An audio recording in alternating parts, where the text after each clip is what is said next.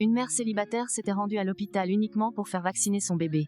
Mais elle était loin de se douter que ce jour-là même, son fils allait avoir un nouveau père. Dans la salle d'attente de l'hôpital, lorsque son estomac s'est soudainement contracté de douleur, malgré le fait qu'elle soit mère de 3 enfants, un cri lui a échappé. Et à ce moment précis, un riche héritier, petit-fils d'une famille de magnats des affaires, qui venait de rentrer après des études en administration des affaires, il se sentait attiré par elle. Quand la jeune fille regarda autour d'elle et vit que seul ce garçon était assis seul, elle lui confia son bébé dans les bras et courut rapidement à la salle de bain. Navy, qui venait de rentrer après des études en administration des affaires. Je n'avais jamais tenu un bébé dans mes bras auparavant. Lorsqu'il a essayé de demander de l'aide, l'infirmière l'a mal compris et a supposé qu'il était le père du bébé. Navy, impuissante, tenait maladroitement le bébé dans ses bras et l'emporta avec fascination. Mais dès qu'il aperçut l'aiguille, une émotion paternelle l'envahit. Lorsque le médecin a tenté d'administrer l'injection, Navy s'est inquiété et a dit que le bébé ne devait pas ressentir de douleur, qu'il fallait l'administrer avec douceur. Lorsque le médecin s'est approché à nouveau, Navy a remis en question l'innocuité du médicament. L'infirmière et le médecin étaient un peu perplexes. Mais dès que le vaccin fut administré, Navy poussa un soupir de soulagement. L'infirmière a même fait l'éloge du bébé. Navy était simplement allé se faire examiner son rhume.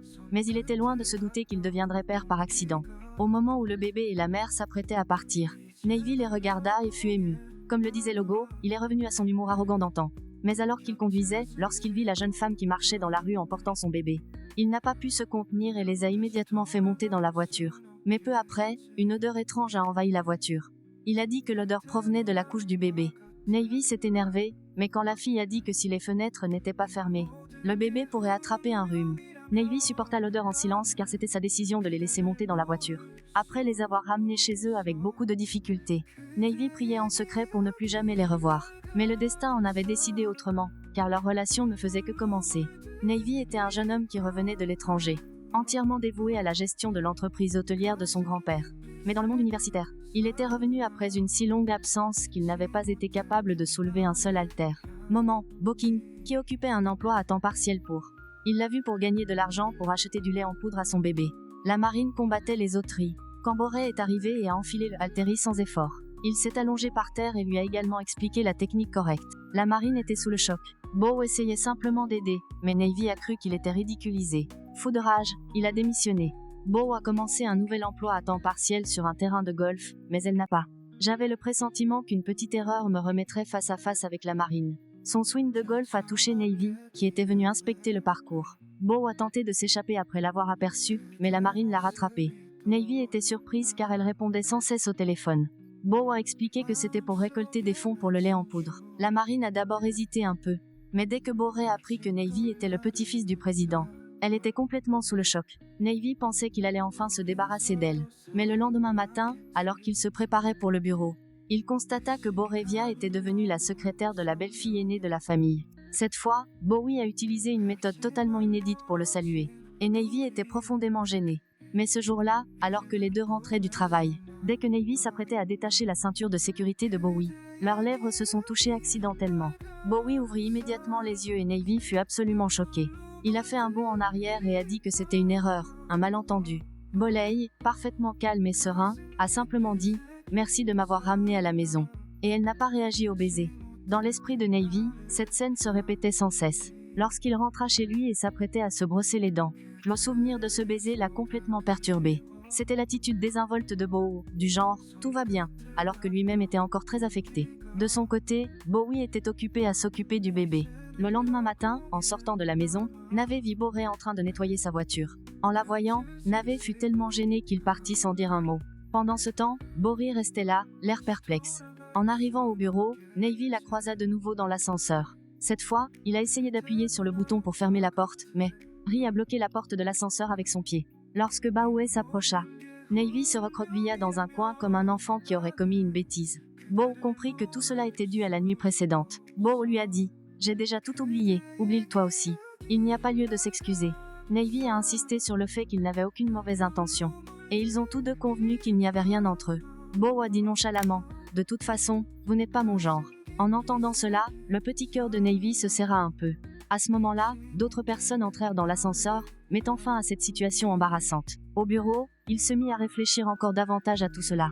Entre-temps, Bo s'est disputé avec son patron au sujet d'une affaire personnelle. Quand Navy l'a appris, il s'est précipité sur place. N'ayant d'abord pas souhaité s'impliquer, mais se souvenant du caractère explosif de sa sœur, il est intervenu et a sorti Boré de cette situation. Dehors, la marine s'est un peu amusée. Vous tiriez donc les cheveux de votre patron pendant que vous vous disputiez? À ce moment-là, soudain, du sang jaillit du nez de Boré, et sans prévenir. Comme un chat de dessin animé, elle s'essuya le visage avec. Navy l'essuya délicatement avec son mouchoir et, à ce moment-là, une atmosphère douce et légèrement romantique s'est installée entre eux. Navy a commencé à pressentir quelque chose et a immédiatement fui les lieux. La vie de bord au bureau devint plus difficile. Lorsque son patron a commencé à la harceler délibérément, l'envoyer faire des petites courses à répétition, la maintenant ainsi constamment surchargée. Après avoir travaillé toute la journée, Cambo, il est rentré chez lui, il avait mal aux pieds. Alors qu'elle marchait pieds nus et fatiguée dans la rue, Navy l'aperçut. Au début, il l'a ignoré, puis il a arrêté la voiture. Il a constaté son état et a décidé de l'aider. Au début, il a pensé que Bor était peut-être ivre, mais lorsqu'il vit ses pieds blessés, il ôta ses propres chaussures et les lui donna. Buré hésita d'abord, mais finit par accepter son offre sans réserve. Lorsque Navy se baissa pour lasser ses chaussures, Bo fit un mouvement brusque et Navy tomba. C'était un moment gênant, mais Navy a ensuite refait ses lacets. Même si les chaussures étaient un peu trop grandes, le niveau de confort entre elles a commencé à s'équilibrer. La marine plaisante en disant que l'odeur des pieds de Bowie l'a fait s'évanouir. Mais Bowie prend cela au sérieux et lève même le pied pour vérifier. Ses habitudes innocentes et insouciantes éveillent une douce sensation dans le cœur de Navy. Ce soir-là, pendant que tout le monde s'affairait à confectionner les cartes d'invitation, une dame âgée nommée Boule, qui était déjà rentrée chez elle. Retour au bureau pour les heures supplémentaires. Bourré est arrivé à l'entreprise avec son bébé. Quand Navy a vu cela, son instinct paternel s'est réveillé une fois de plus. Il a demandé « Quand nous sommes-nous vus pour la dernière fois ?» Il réalisa alors immédiatement qu'il était en train d'être. Très doucement, il reprit rapidement son expression arrogante. Mais la présence du bébé crée un nouveau moment de complicité entre eux. Navy, qui est un excellent PDG, commence secrètement à aider pour de petites choses. Des choses pour que Bowie puisse rentrer chez lui plus tôt. Mais les choses ne sont pas si simples. La mère de Navy, qui est contrariée par Bowie, elle l'envoie livrer un tableau de grande valeur à titre d'essai. Une alarme de sécurité se déclenche à son départ. Dès que Bowie quitte la galerie, l'alarme se déclenche. Le bébé se met à pleurer et la mère de Navy aggrave la situation en disant « Informez l'équipe de sécurité qu'un vol a eu lieu et qu'un intrus pourrait être à l'intérieur. » À ce moment-là, un agent de sécurité s'approche de Bowie et lui demande « Qu'avez-vous dans la main ?» Tandis que Bowie ne tient qu'un schéma du tableau. Bowie dit nerveusement « Mon bébé est là-dedans. S'il vous plaît, ne laissez rien lui arriver. » Pendant ce temps, Navy trouve le sac allongé. Le téléphone de Bowie qu'elle a oublié à l'entreprise. Au début, il est confus. Mais soudain, il aperçoit une voiture de police qui se dirige vers la galerie. Sans perdre une seconde, il court là-bas. La police est sur le point d'arrêter Boré. Lorsque Navet s'avance et déclare « Je suis le chef de ce département », il protège Boré devant tout le monde, lui fait confiance et la défend. Sans poser une seule question, il crut Boré. Alors que tout le monde doutait d'elle, Bo a pleuré et a affirmé n'avoir rien volé. Les galeristes lui avaient demandé de leur remettre la photo, mais elle n'a pas pu trouver le document comme preuve. Les mots sont donc doux. Je vous fais confiance, mais quelle sorte de mère porte son enfant sur son épaule et commet un vol? Aucune mère ne fait ça. En entendant cette confiance inconditionnelle, les larmes montèrent aux yeux de Bowen. Elle avait enduré tant d'épreuves en tant que mère. Elle était célibataire, et maintenant quelqu'un la défendait enfin. Toute la douleur, le stress et l'épuisement que Bowie avait refoulés ont refait surface à ce moment-là. Elle continuait de pleurer dans la voiture. Navy la regardait en silence, ses larmes, sa douleur. Il comprenait que Bowie avait simplement besoin de vider son sac. Puis il prit le bébé dans ses bras pour que Bo puisse se confier à cœur ouvert. À ce moment-là, Navy était devenu le super papa parfait.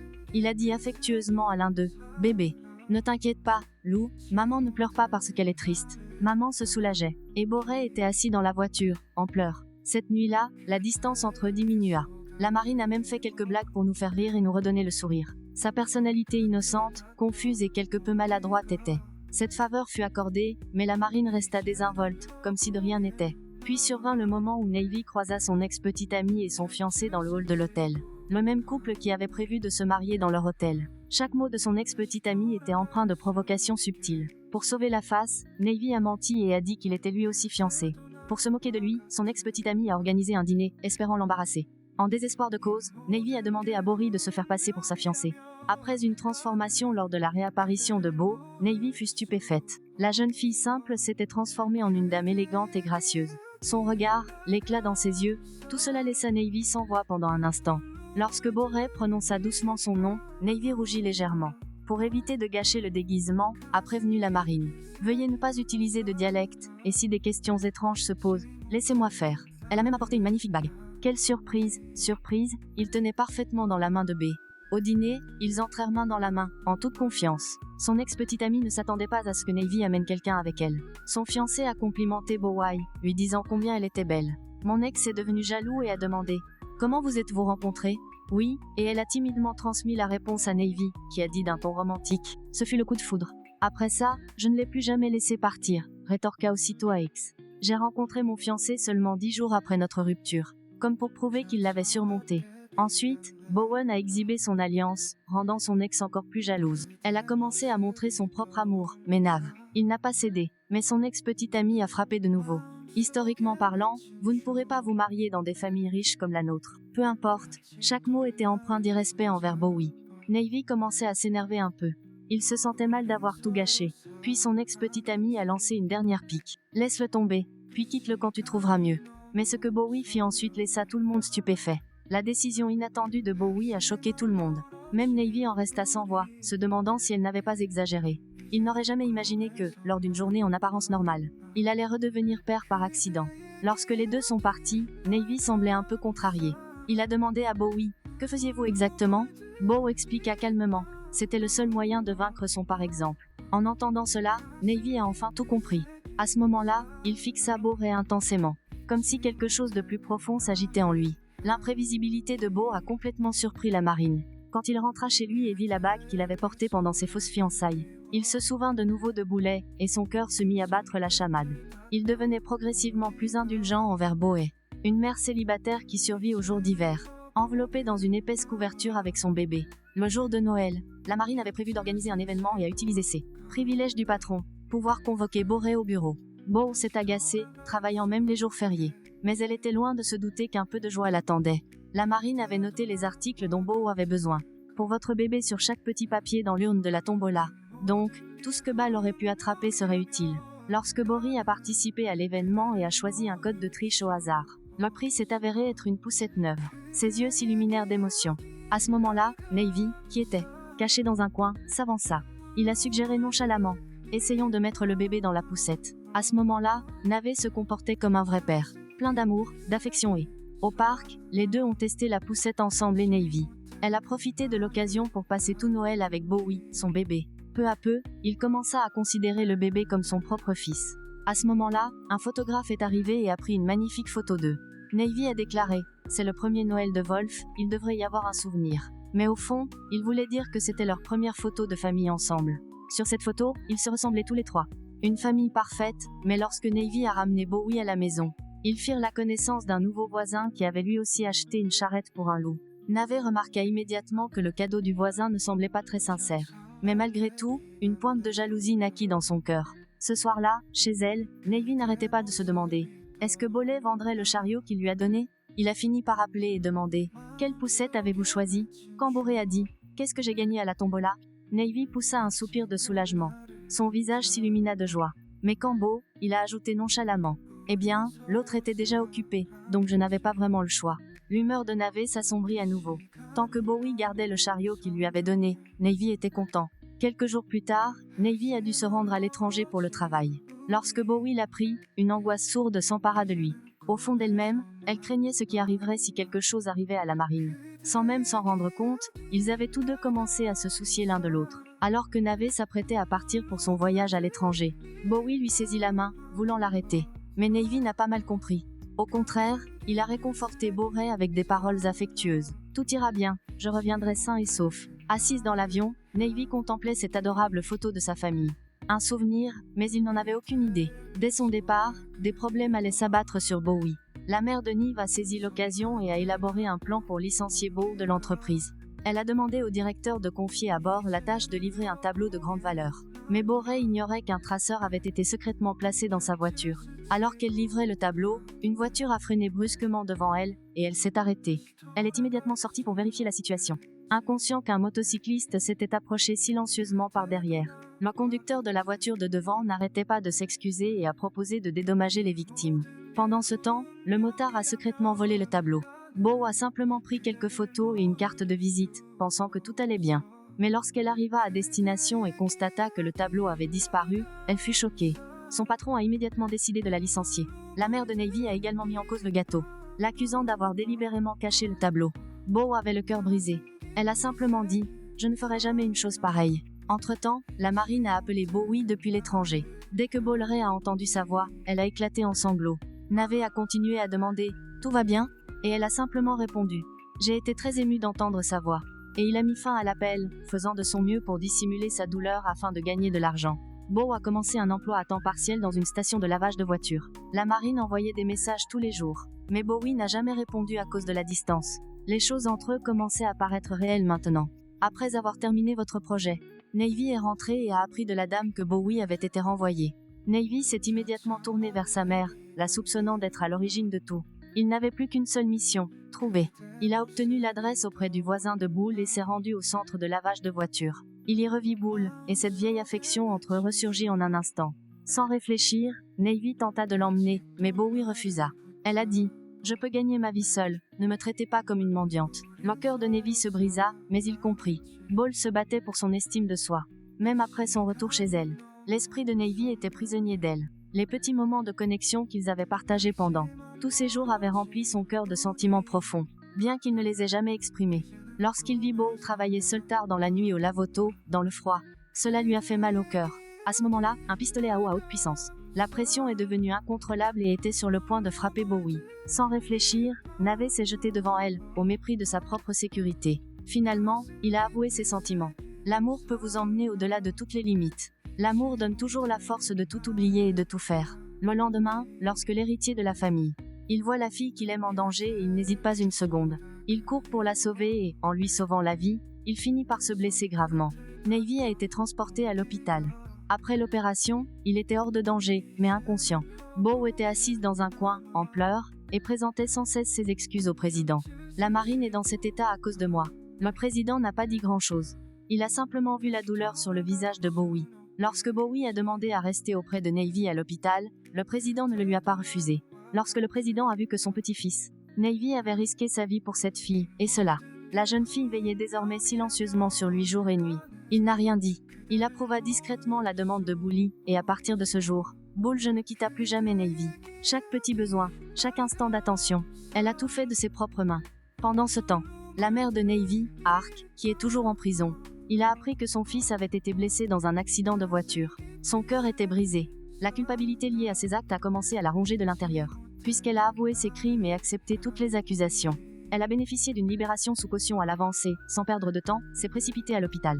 En voyant son fils inanimé sur son lit d'hôpital, elle s'est effondrée. Des larmes dans les yeux, des regrets dans le cœur. J'avais tort. C'est entièrement de ma faute, dit-elle sincèrement, en demandant pardon. Quand son regard croisa celui de Bowie, qui était. Elle restait assise au chevet de Navy jour et nuit. Elle éprouva pour la première fois un nouveau sentiment d'acceptation. Elle s'est rendue compte que Bowie était celui qui rendait vraiment son fils heureux. À ce moment-là, Bowie a lui aussi parlé avec le cœur. Même si Navy ne se réveille jamais, je resterai avec lui toute ma vie. Je renoncerai à tout pour lui. Il y avait de la sincérité dans ses yeux. Et une promesse, non pas en parole, mais du fond du cœur. Puis, un jour, un appel est arrivé de l'hôpital. Le patient a repris conscience. Sans perdre une seconde, Beau est passé à l'action. Son cœur battait la chamade, ses yeux étaient remplis d'espoir. Mais lorsqu'elle arriva dans la pièce, le visage de Navy était complètement impassible. Il ne dit pas un mot. Le cœur de Ball se mit à s'emballer. Une idée lui traversa l'esprit. Et si c'était l'un de ceux-là, des classiques où le héros se réveille d'un coma mais a tout oublié. Le silence de Navy la rendit encore plus nerveuse. Ils avaient donc traversé, affronté ensemble tant de difficultés. Et maintenant, juste au moment où les choses allaient s'améliorer, tout s'effondrerait à nouveau. Dans ce moment de tension, le cœur de Bor se remplit d'une peur silencieuse. Elle est restée là, incapable de dire un mot. Alors que Bor se tournait pour appeler le médecin, il lui saisit soudain la main. C'est alors que Bo a compris que Navy se moquait d'elle. Il y avait un léger sourire sur son visage et son cœur. La réaction anxieuse de Boré le soulagea instantanément. Après cela, Boulet retourna travailler à l'hôtel. Navy lui a dit que si elle voulait vraiment bien comprendre le secteur hôtelier, il devrait s'inscrire à un cours universitaire de gestion hôtelière. Mais ce n'était pas facile pour Bowlray, puisqu'elle avait abandonné ses études secondaires. La marine l'a encouragée. Il suffit de bien se préparer pour l'examen d'entrée. Je suis d'accord avec toi, Beau. Lui aussi se sentait en confiance. Mais dès qu'elle s'est assise en classe, le sommeil a commencé à l'envahir. Ses mains et sa tête retombèrent lentement d'elles-mêmes. Peu importe les efforts qu'elle déployait pour rester éveillée. Le sommeil s'insinuait silencieusement et le submergeait à chaque fois. Un jour, alors que Navé était allé lui faire une surprise, il trouva Boré endormi paisiblement dans. Pour la première fois, ils avaient tous les deux un vrai foyer, un lieu de soutien. La vie n'était pas encore parfaite. Il y a eu quelques difficultés, et un peu de fatigue aussi. Mais le visage de Boré s'illumina d'une lueur nouvelle, car désormais elle y croyait. Si une personne travaille dur avec sincérité, elle aborde la vie avec le sourire. Puis un jour, elle trouvera sûrement la personne qui devrait vraiment être à ses côtés. Et c'est sur cette belle fin que l'histoire s'achève.